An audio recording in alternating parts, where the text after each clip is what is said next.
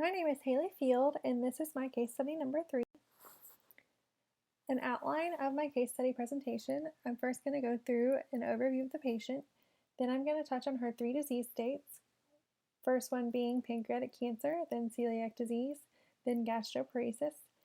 Then I'm going to go over patient labs, patient medications, and then the nutrition assessment of the patient, including the diagnosis, intervention, and monitoring and evaluation. On patient admission, the patient is a 78-year-old female admitted on February 16, 2016. She was admitted due to severe abdominal pain, redness, and inflammation surrounding her percutaneous endoscopic jejunostomy tube site. She did have abdominal wall cellulitis. The plan for her overall hospital stay was to surgically close current intraocutaneous fistula for her jejunostomy feeding tube and place a more distal intracutaneous fistula for her new jejunostomy tube. Her health history includes celiac disease, hypertension, gastroparesis, arthritis, glaucoma, pancreatic cancer status post-Whipple procedure, and placement of a percutaneous endoscopic jejunostomy tube via intracutaneous fistula. Family medical history includes her sister recently passed away from lung cancer and her mother had coronary artery disease.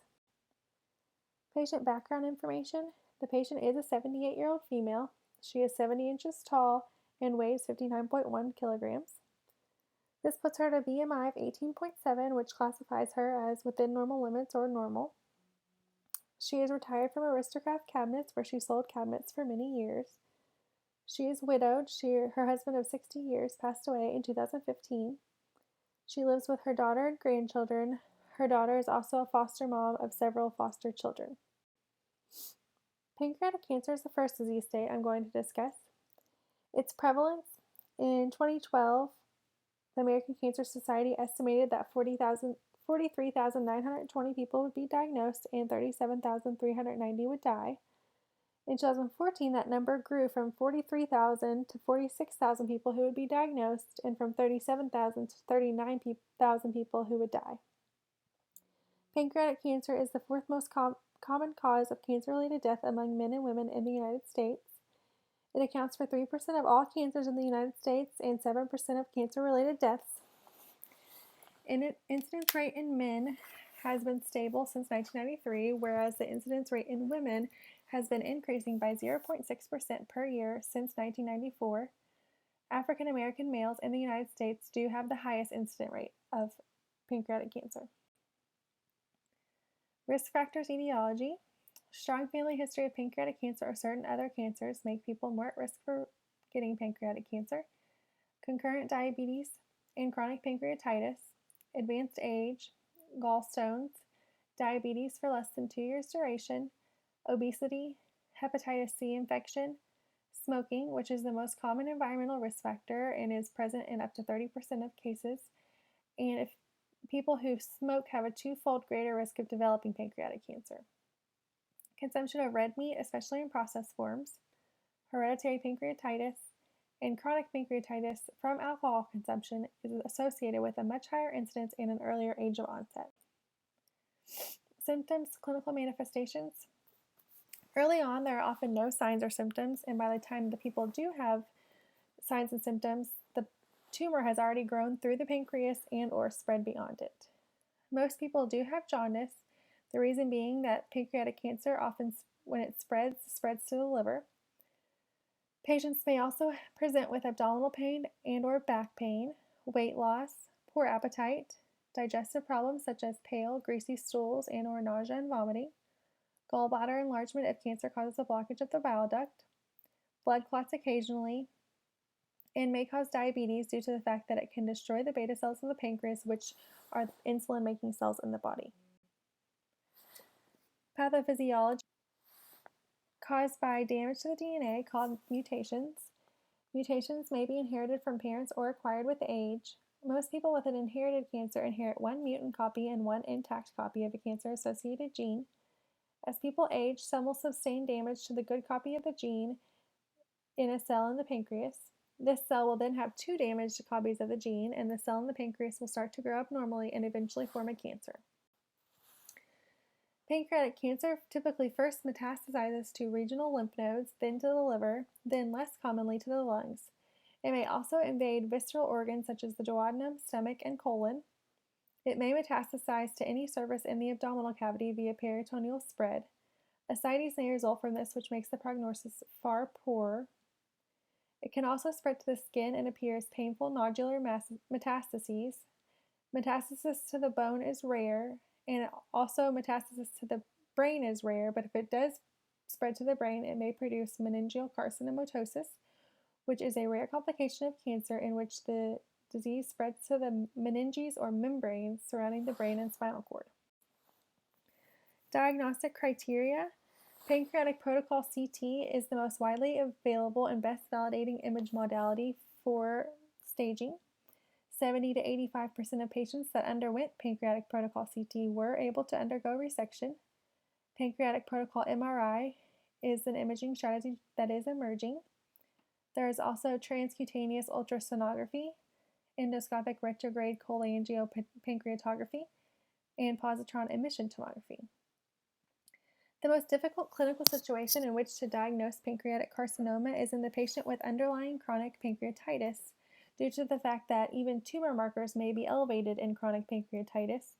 In the cases in which there is chronic pancreatitis, all of the above imaging techniques may show abnormalities that may not differentiate between pancreatic cancer and chronic pancreatitis. Treatment for pancreatic cancer includes surgery, chemotherapy, and radiation. Surgery includes margin-negative surgical resection, which is the only potentially curative technique. Some patients, such as those with margin-positive resection, those with visceral, peritoneal, or pleural metastases, or those with metastases to the nodes beyond the field of resection, do not benefit from this treatment. Most common surgical techniques are the Whipple procedure and the pylorus-sparing pancreatic duodenectomy.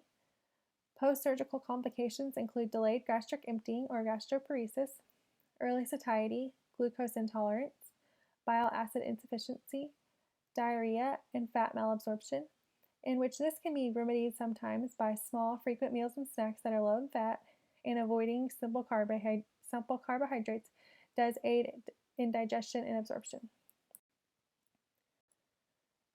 The Whipple procedure is also called the pancreatoduodenectomy. This is what this particular patient underwent for her pancreatic cancer. It is named after Alan Whipple, who is a doctor who perfected the surgery in the 1930s. It is the most common surgery used to remove pancreatic cancer. It can also be used to treat benign pancreatic lesions, cysts, and cancers in the bile duct and duodenum. It removes the head of the pancreas, which is where most tumors occur. During this procedure, the surgeon also removes the duodenum, gallbladder, end of the common bile duct, and sometimes a portion of the stomach due to the fact that the pancreas is integrated with so many organs in the body. The Whipple procedure also consists of a reconstruction phase in which the intestine, bile duct, and remaining portion of the pancreas are reconnected.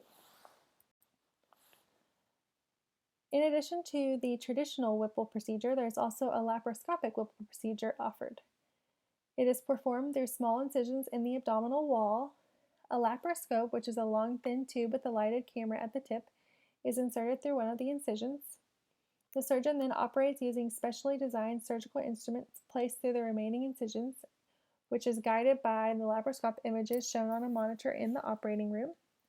Benefits of the laparoscopic procedure versus the traditional procedure is that it is far less invasive, there is reduced blood loss, and reduced risk of infection. Complications of the Whipple procedure include gastroparesis, dumping syndrome, nutrient deficiencies, malabsorption due to pancreatic exocrine insufficiency, leaking of the pancreatic juices from the incision, in which a drain may be inserted through the skin that allows drainage to occur for several weeks following surgery. Weight loss and diabetes may also occur. An intracutaneous fistula, which is what this particular patient presented with. A fistula is an abnormal communication between two epithelialized surfaces. An intracutaneous fistula in particular, which I'm going to refer to as an ECF, is an abnormal communication between the small or large bowel and the skin, and it can arise from the duodenum, jejunum, ileum, colon, or rectum. In this particular patient, it arose from the jejunum. According to one study, 95% of ECFs are postoperative, such as in this patient. Ileum is the most common site. There is significant mortality associated with ECFs, approximately 5 to 20% mortality rate. This is due to associated sepsis, nutritional abnormalities, and electrolyte imbalances. Etiology of intracutaneous fistulas.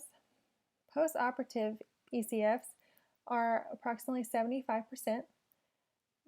They are caused by disruption of anastomosis, inadvertent enterotomy, which occurs especially in patients with adhesions when dissection can cause multiple serosal tears and an occasional full-thickness tear, inadvertent small bowel injury, which occurs during abdominal closure often, and especially after ventral hernia repair.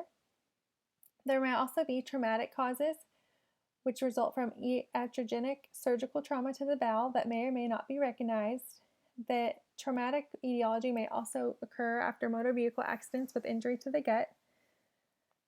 The third etiology is spontaneous, and this is about 15 to 25% of the cases. This may be caused by a malignancy, radiation enteritis with perforation, intra-abdominal sepsis, or irritable bowel disorders such as Crohn's disease or ulcerative colitis.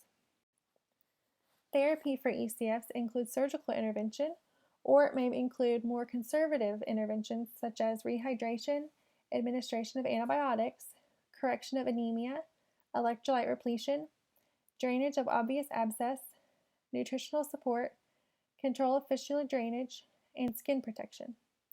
After conservative therapy, spontaneous closure occurs in almost 70% of patients without surgical intervention. Small bowel fistulas that closed spontaneously did so within 1 month after sepsis was cured in 91% of patients in a particular study. Nutritional therapy for ECFs includes enteral nutrition, which is the treatment for the majority of patients. Routes include nasogastric, nasojejunal, gastrostomy, and jejunostomy, such as in this particular patient. High rates of feeding should be avoided to prevent hyperosmolar diarrhea. Other surgical interventions for pancreatic cancer include the distal pancreatectomy. This procedure comes with a lower mortality rate. It is effective for tumors located in the body and tail of the pancreas. However, masses in these areas do present later than the periambulatory tumors and therefore have a higher resectability rate. The distal pancreatectomy involves isolation of the distal portion of the pancreas containing the tumor, followed by resection of that segment with oversewing of the distal pancreatic duct. Complications include pancreatic stump leak, hemorrhage, and endocrine insufficiency. Another surgical procedure includes the total pancreatectomy. It is the least common and does come with the highest mortality rate, which is at 8.3%. It is indicated in cases in which the tumor involves the neck of the pancreas. This could be that the tumor originated in the neck, or it could be that it is spreading to the neck. Patients typically develop insulin-dependent diabetes after a total pancreatectomy. Medical nutrition therapy.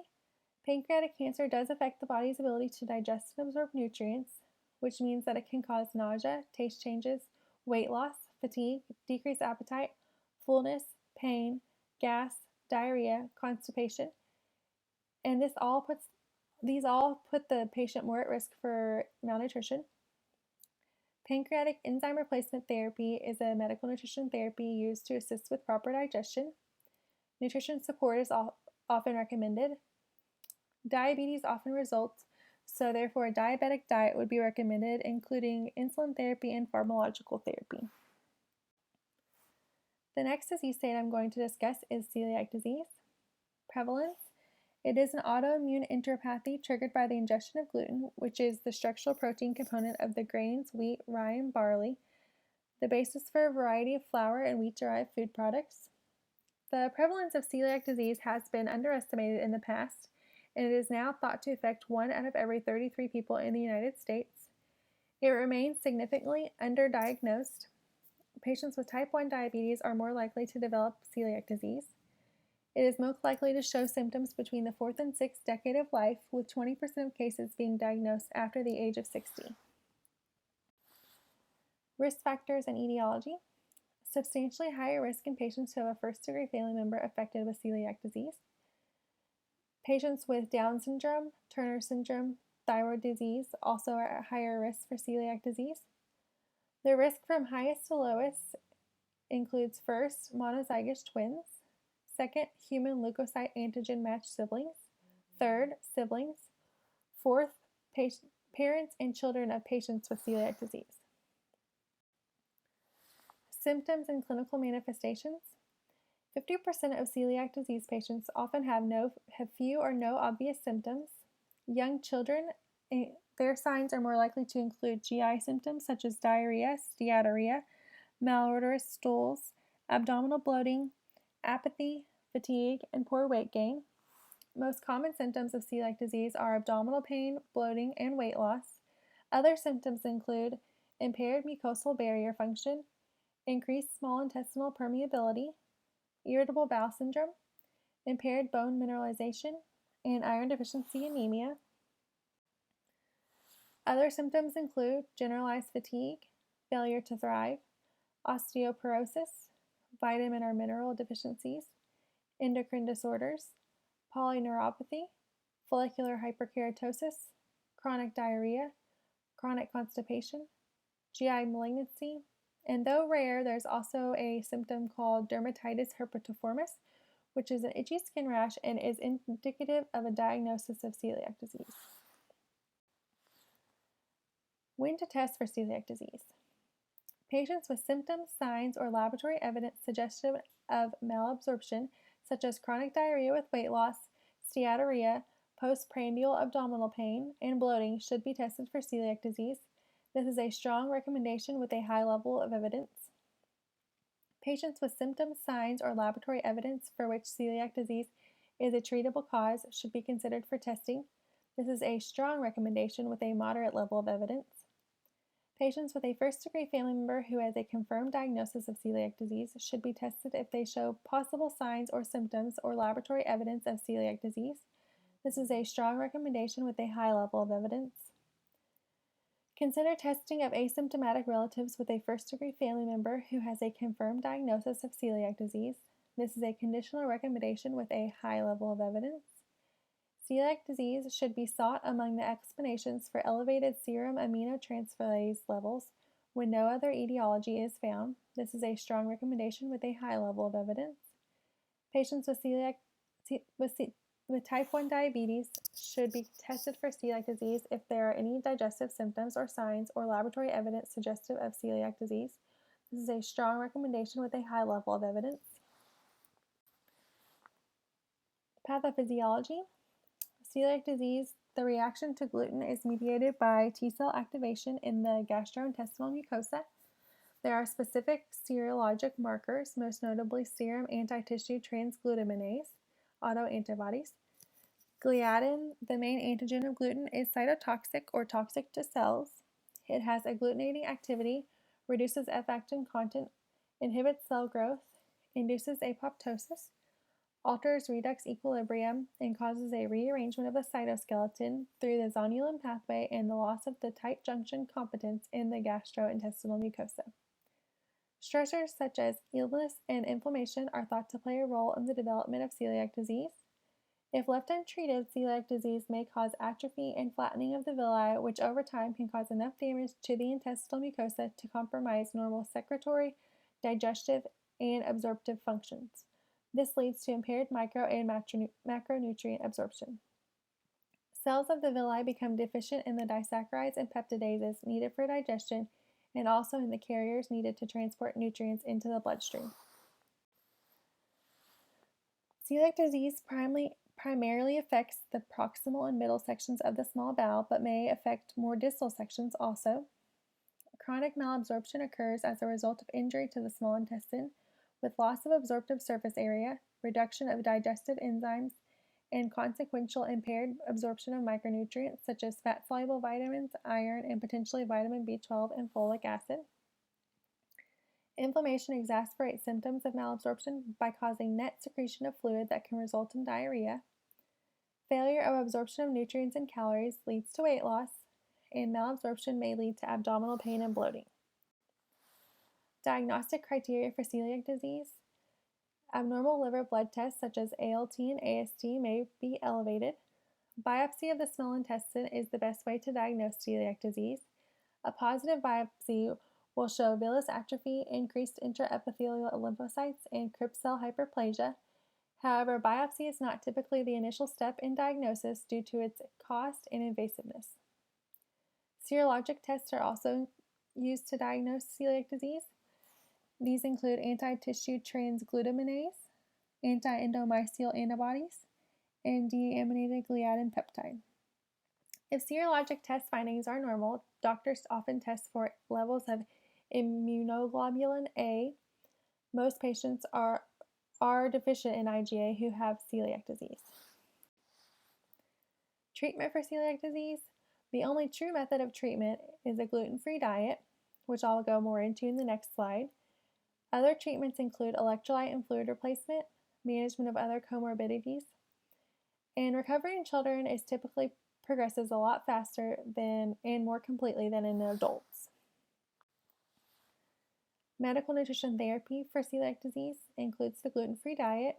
This includes avoidance of wheat, rye, barley, oats, except pure uncontaminated oats, low gluten flour, battered or deep fried French fries, pasta, noodles, wheat starch, stuffing, flour tortillas, croutons, crackers, graham crackers, rye crisp, matzo, ice cream with bits of cookies or Krispies or pretzels, pie crust, cookies, cakes, ice cream cones, pastries made from gluten-containing flours, malted milk, yogurts with added crunchies or toppings, breaded or battered meats, seitan, 3-grain tempeh, nut butters with gluten-containing ingredients, dried fruit dusted with flour, gluten-containing sauces or gravies, beer, ale, and lager, candy from bulk food bins, and licorice. Medical nutrition therapy for celiac disease. It is very important to read labels carefully, including what type of factory they are created in. Also, it's important to look for hidden gluten-containing ingredients. Substitute wheat products with corn, potato, rice, soybean, tapioca, arrowroot, and other non-gluten flours. It's very important to prevent cross-contamination when dealing with patients with celiac disease. Several studies report that individuals who are compliant with a gluten-free diet have substantial improvement in villus atrophy, and normalization of abnormalities may occur within 1 year, but it does typically take a little longer than this. Vitamin and mineral supplementation is often needed in celiac disease, particularly as calcium and vitamin D administration, supplementation with omega-3 fatty acids, and guidance to support groups and internet resources is very helpful for a patient with celiac disease. The next disease state is gastroparesis. It is by definition delayed gastric emptying. It is often very complex and debilitating. Its prevalence, it is significantly higher prevalence in young women, and it's significantly higher in people who are diabetic. Risk factors and etiology. Diabetic etiology is approximately 29% of cases. Post-surgical etiology is approximately 13% of cases. And idiopathic etiology is approximately 36% of cases. Diabetes is the most commonly recognized systemic disease associated with gastroparesis. Clinical conditions associated with gastroparesis include mechanical obstructions, metabolic disorders, endocrine disorders, acid peptic diseases, gastritis, post-gastric surgery, disorders of gastric smooth muscle, psychogenic disorders, and neuropathic disorders. Risk factors and etiology continued. Hyperglycemia stimulates pyloric contraction and inhibits antral contraction, thereby delaying gastric emptying. Advanced glycation end products, or AGEs, produced during hyperglycemia can inhibit the expression of intestinal neuronal nitric oxide in vitro. Inhibitors of AGEs, therefore, may be useful in treatment of GI complications from diabetes. Symptoms and clinical manifestations of gastroparesis include abdominal bloating, decreased appetite, nausea and vomiting, fullness, early satiety, halitosis, postprandial hypoglycemia, and abdominal pain. Pathophysiology of gastroparesis. Gastric motility is orchestrated by a variety of chemical and neurologic factors, which makes gastroparesis a very complex disease to understand. Gastric emptying does entail the interaction among smooth muscle, enteric and extrinsic autonomic nerves, and the interstitial cells of Cajal or ICC. Most important mechanisms of gastroparesis are loss of expression of neuronal nitric oxide and loss of ICC. Inhibitory nitrogen neurons in the gastric wall secrete nitric oxide, which is an important cellular signaling molecule. Functions include relaxation of smooth muscle and accommodation of the fundus and relaxation of the pylorus. Main function of neuronal nitric oxide includes control of muscle tone of the lower esophageal sphincter, the pylorus, the sphincter of Oddi, and the anus. It also modulates the accommodative reflex of the fundus and the peristaltic reflex of the small intestine. Molecular change of enteric nervous system affects gastric emptying delay through depletion of neuronal nitric oxide. Loss of neuronal nitric oxide is related to loss of ICC in the stomach. The ICC generate a slow wave in the stomach and transmit it to smooth muscle, thereby enabling the phasic contraction. Diagnostic criteria for gastroparesis includes scintigraphy, which is a nuclear test of gastric emptying. Gastric emptying scintigraphy of a solid phase meal is the gold standard for diagnosis, and it quantifies the emptying of a physiologic caloric meal. Most centers use a technetium sulfur colloid labeled egg sandwich as the test meal. Standard imaging is then performed at 0, 1, 2, and 4 hours. Society of Nuclear Medicine and American Neurogastroenterology and Motility Society both use scintigraphy tests using radio-labeled egg beaters meal with jam, toast, and water. Other diagnostic criteria includes wireless motility capsules, non-radioactive isotope breath test, which use C-octononate or C-spirulina, which provide reproducible results that correlate with results on gastric emptying scintigraphy, including responsiveness to pharmacological therapy. For any type of gastric emptying test, patients should discontinue any medications that may affect gastric emptying in order to get a true picture and not a falsely delayed result. Other diagnostic tests include upper gastrointestinal endoscopy, upper GI series, and ultrasounds. Treatment for gastroparesis. Management includes assessment and correction of nutritional state, relief of symptoms, improvement of gastric emptying, and glycemic control in diabetics. Medical treatment includes use of prokinetic therapy such as metoclopramide, erythromycin, domperidone, cisapride, and TJ43, which can be used to promote gastric motility. Antiemetic therapies have not specifically been tested in gastroparesis, but it is theorized that they may relieve nausea and vomiting. Centrally acting antidepressants may also be used as symptom modulators. Partial gastrectomy and pyloroplasty should be used rarely in carefully selected patients. And another treatment includes gastric electrical stimulation. Gastric electrical stimulation, in particular, this is the Enterotherapy system. It is approved under the humanitarian device exemption by the US FDA for the treatment of gastroparesis of diabetic and idiopathic etiologies that are refractory to all medical management. The device produces bursts of high frequency, short duration pulses that are 3 to 4 times faster than the native gastric slow wave frequency. The device produces about 14 cycles per second. Recent studies have shown that high-frequency gastric electrical stimulation improves nausea and vomiting, health-related quality of life, hemoglobin A1C, and healthcare costs. Medical nutrition therapy. Possible nutritional consequences include reduced energy intake, reduced nutrient intake, decreased nutrient use resulting from hyperglycemia, and dehydration. Severe cases of gastroparesis require the placement of a feeding tube in order to achieve proper nutritional status. Primary dietary factors that affect gastric emptying include volume, liquids versus solids, hyperglycemia, fiber, fat, and osmolality. Additional factors that may affect gastric emptying include small bowel bacterial overgrowth, ileal brake, which is the slowing effect on the intestinal transit and appetite of undigested nutrients, often fat, reaching the ileum. Or formation of bezoars, which are concentrations of undigested materials in the stomach. Treatment of bezoars includes enzyme therapy, lavage, and endoscopic therapy to mechanically dissolve and break up the bezoar.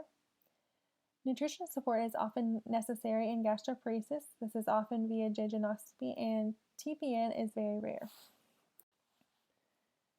Larger volumes of food create stomach distension.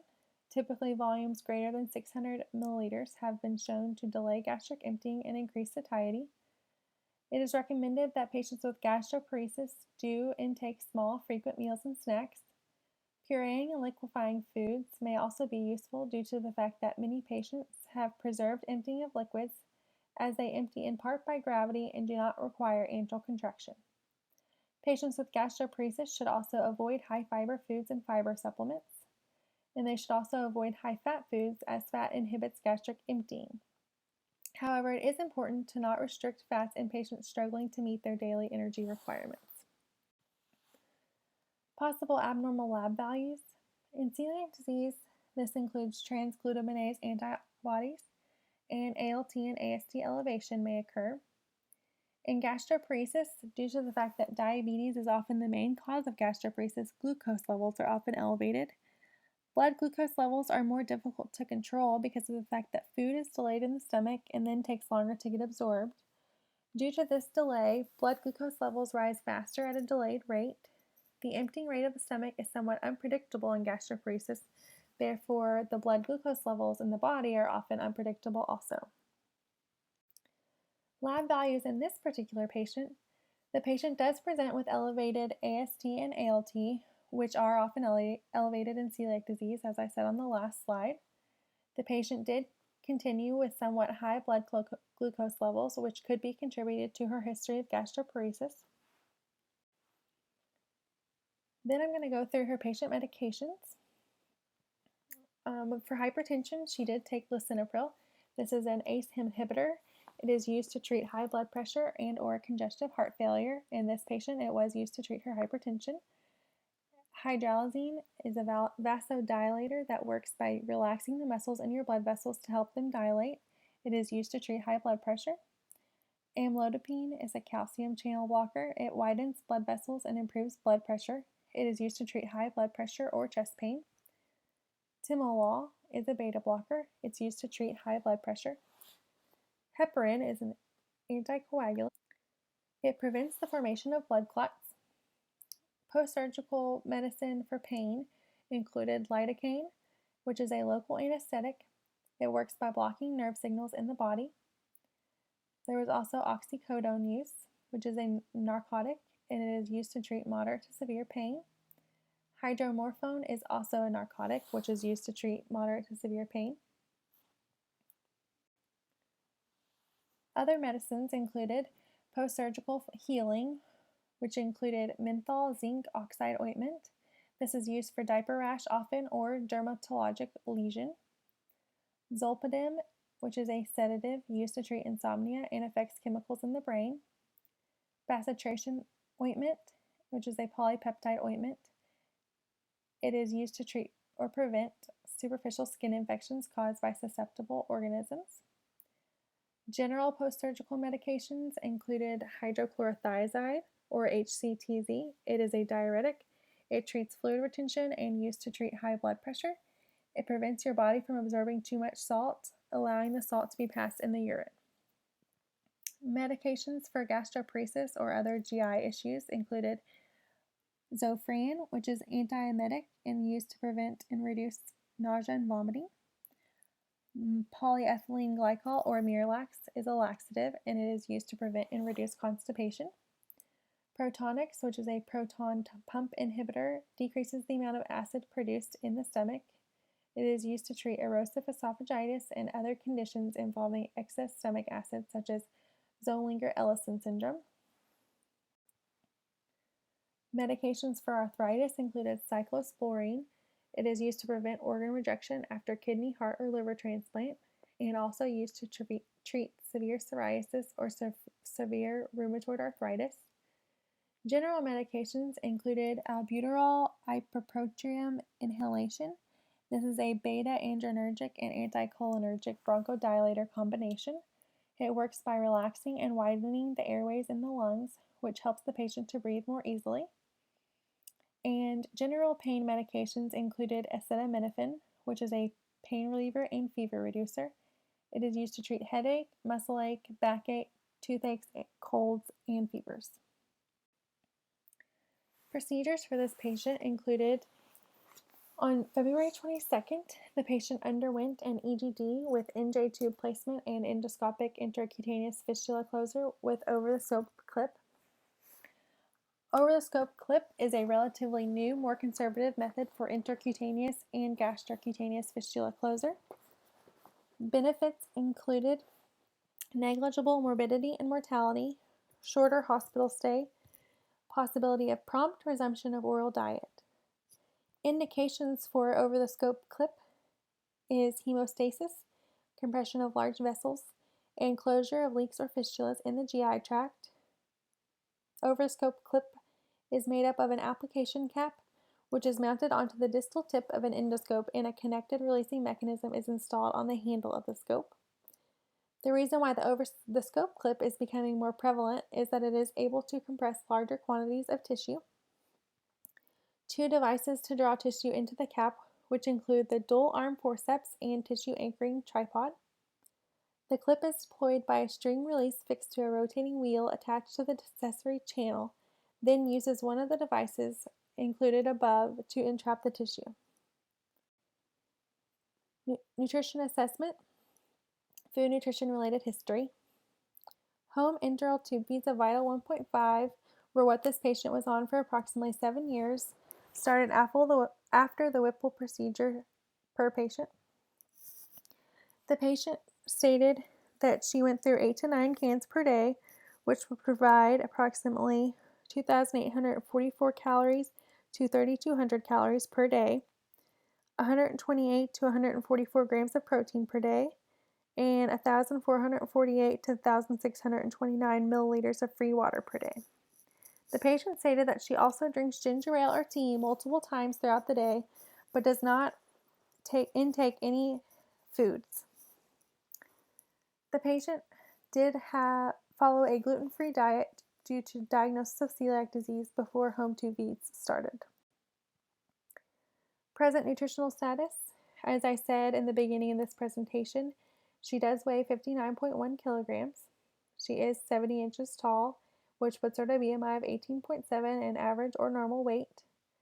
Per patient, this has been her usual body weight for multiple years.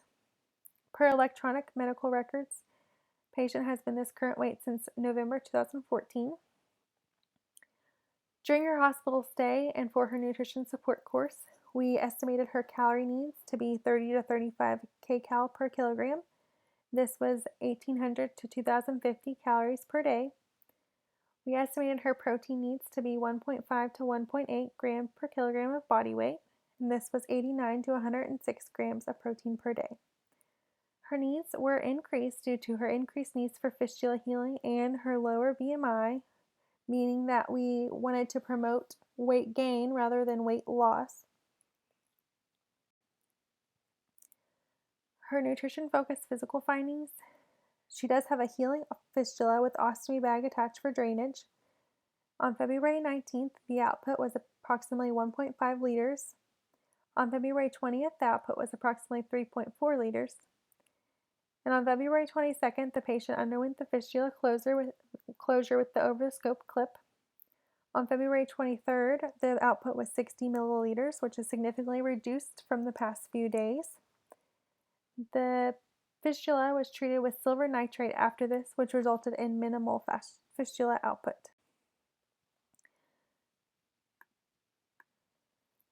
Nutrition assessment, nutrition diagnosis.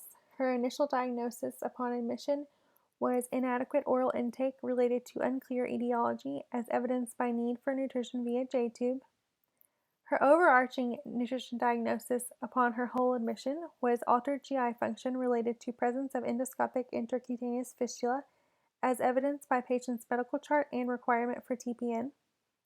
Her last diagnosis during her hospital stay was inadequate enteral nutrition infusion related to Gevity 1.5 at 30 milliliters per hour, as evidenced by tube feeds meeting only 56% of estimated calorie needs and 47% of estimated protein needs. Nutrition assessment, nutrition intervention, and care plan. Her initial nutrition intervention was recommending starting Vital 1.5 at 20 milliliters per hour and advancing by 20 milliliters per hour every 4 hours until reaching her goal rate of 60 milliliters per hour, which will provide 2,160 calories, 97 grams of protein, and 1,094 milliliters of free water. On February 23rd, per her medical chart, she was not healed enough to restart tube feeds, so TPN was recommended as a bridge to ability to resume tube feedings, as patient has now been without nutrition for 7 days. On February 24th, TPN was started at half strength due to risk for overfeeding syndrome, with base of 55 grams of protein, 650 kcal dextrose, and 250 kcal lipids, which provides a total of 1120 kcal. The goal base of the TPN included 105 grams of protein, which was 1.8 grams per kilogram, 1,300 kcal dextrose, which is a glucose utilization rate of 4.5 milligram per kilogram per minute, and it also included 500 kcal lipids, which were to be provided Monday, Wednesday, and Friday, and were a total of 26% of total calories. This provided a total of 1934 kcals. Once potassium, magnesium, and phosphorus are within normal limits, you can advance to dextrose goal. On February 26th, there was less drainage from the fistula and the J-tube was to gravity per chart. TPN was advanced to full-strength protein and lipids and 3/4 strength dextrose due to her increased risk for overfeeding syndrome. The potassium, magnesium, and phosphorus were not within normal limits at this time, and it was recommended that they can advance to full-strength dextrose once these electrolytes are within normal limits. Nutrition intervention on February 29th. TPN was at goal base. Per GI doctors, the plan was to start enteral tube feeds at a low rate to monitor fistula output closely. Of note, patient does have a history of celiac disease. We did recommend trialing Gevity 1.5, which is a gluten-free formula and therefore appropriate for celiac disease, to test patients' tolerance of it. Vital 1.5 was used previously in the patient's home. Reasoning for this formula may have been due to the fact that the patient had predicted intolerance of tube feeding formulas, of general standard tube feeding formulas, due to her history of gastroparesis and Whipple procedure. The Whipple procedure does remove part of the pancreas and therefore can result in dumping syndrome, nutrient deficiencies, malabsorption due to pancreatic exocrine insufficiency, leaking of the pancreatic juices from the incision, weight loss, and diabetes. Due to the fact that this patient was not on pancreatic enzymes, seems to be one of the reasons to show that her absorption and digestion is not impaired. Therefore, trialing Gevity 1.5, which is a standard formula, would be acceptable. Per GI, the orders were to start tube feedings at 10 milliliters per hour, advancing by 10 milliliters per hour every 4 hours to a maximum rate of 30 milliliters per hour for the first 24 hours to monitor fistula output. The eventual goal of the tube feeds were 55 milliliters per hour with Protein-X once a day, which will provide 2,040 calories, 99 grams of protein, and 1,003 milliliters of free water. Do not wean TPN until the patient has demonstrated tolerance of enteral tube feeds at rate of at least 30 milliliters per hour, which will provide about half of her estimated needs per day. And the last recommendation was just to continue TPN at goal base. On March 1st, they weaned TPN to half strength due to patient's tolerance of tube feeds at 30 milliliters per hour. And on March 2nd, TPN was discontinued.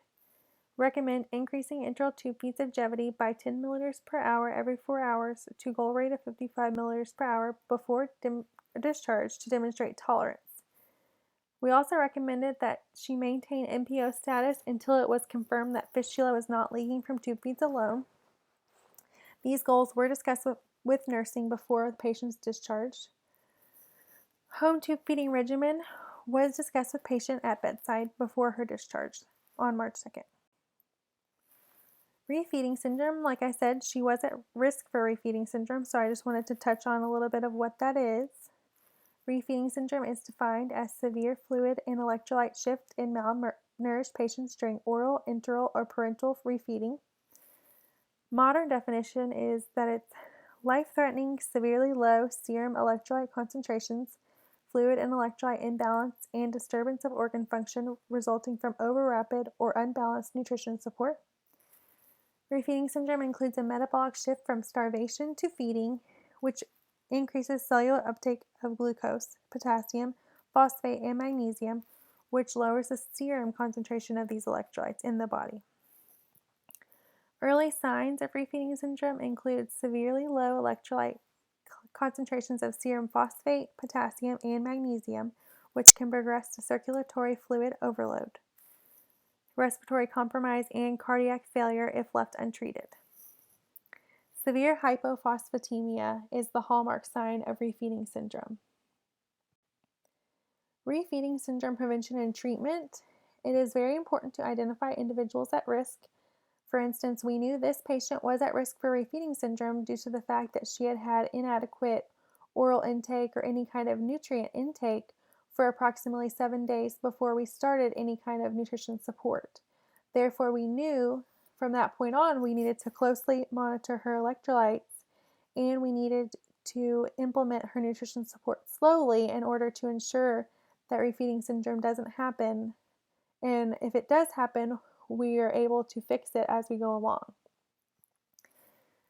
Other treatment includes controlled hypocaloric nutritional treatment, which is what we provided because we provided it at a slow implementation rate, and supplemental electrolyte treatment.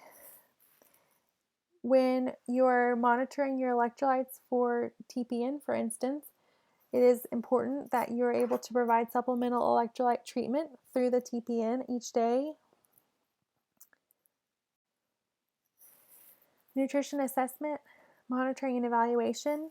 Our overall nutrition goal was for nutrition support to meet at least 80% of estimated calorie and protein needs consistently and for patient to have gradual weight gain. Once nutrition support was indeed initiated after about 7 days of the patient being there, it did meet at least 80% of estimated needs for all days except one. This goes to show that her nutrition support goal of meeting 80% of estimated needs was met. Her gradual weight gain of 0.85 kilograms or 1.87 pounds during her hospital stay was a gradual weight gain that did happen over the course of her hospital stay, so it was a beneficial weight gain. Continual monitoring of tube feed tolerance and TPN tolerance. Due to the fact that the patient was at moderate to severe nutrition risk for entire length of hospital stay, follow-ups no longer than 2 days. The follow-ups were no longer than 2 days apart. This means that we did, in fact, continually monitor her tube feed tolerance and TPN tolerance and just her overall general health and well-being because we were monitoring her very closely. Education for home tube feeds was provided at bedside before discharge. This education included formula, goal rate, and safety, such as how to properly clean the tube feeding site. Due to the patient having been on tube feeds for approximately 7 years, she was well aware of this information, but our contact information was left for any further questions that the patient may have had. That is the conclusion of my case study presentation, and these are my references.